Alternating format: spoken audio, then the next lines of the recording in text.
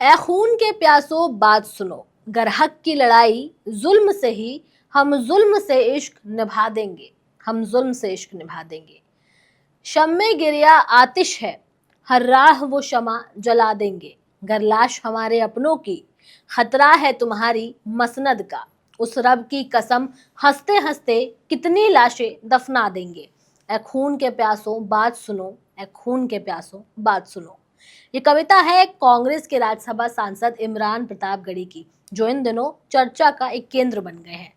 सदन से सड़क तक जिस इमरान प्रतापगढ़ी की आवाज गूंजती है, आज उन्हीं इमरान प्रतापगढ़ी के खिलाफ गुजरात पुलिस की तरफ से दर्ज एफआईआर को सुप्रीम कोर्ट ने शुक्रवार यानी 28 मार्च को रद्द कर दिया है।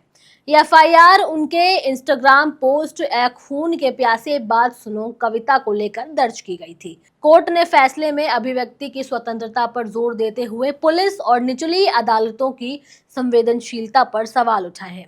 इस वीडियो में आपको पूरा मामला बताएंगे, लेकिन उससे पहले आप हमारे चैनल द हिंदी टॉप को सब्सक्राइब करें, बेल आइकन दबाना ना भूलें ताकि आप तक पहुंचे हमारी हर खबर सबसे पहले।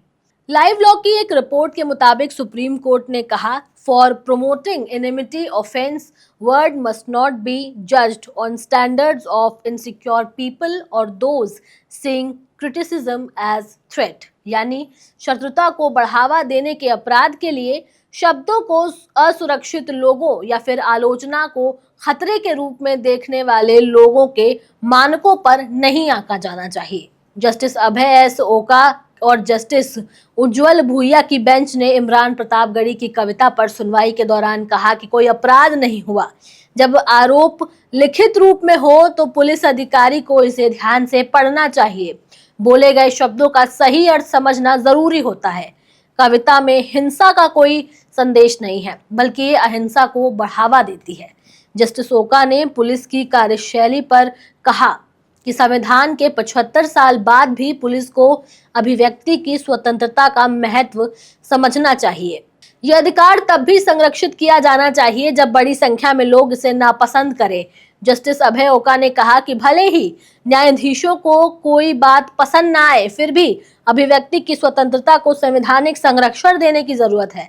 मुक्ति भाषण सबसे बड़ा कीमती अधिकारों में से एक माना जाता है।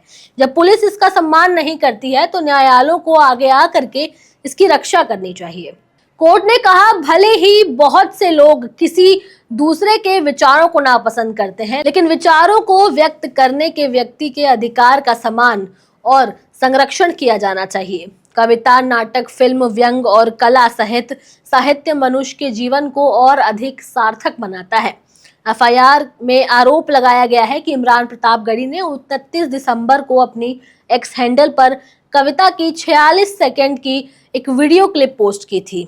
बैकग्राउंड में ए खून के प्यासे बात सुनो गीत बज रहा था। इमरान प्रतापगढ़ी ने जामनगर में आयोजित सामूहिक लगन समारोह में शिरकत करने के बाद ये सोशल मीडिया पर पोस्ट किया था।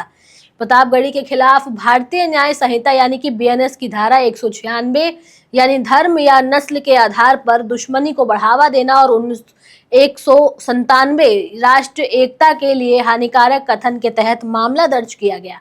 प्रतापगढ़ी ने इस एफआईआर को रद्द करने के लिए पहले गुजरात हाई कोर्ट का दरवाजा खटखटाया, लेकिन 17 फरवरी को हाई कोर्ट ने उनकी याचिका खारिज कर दी थी।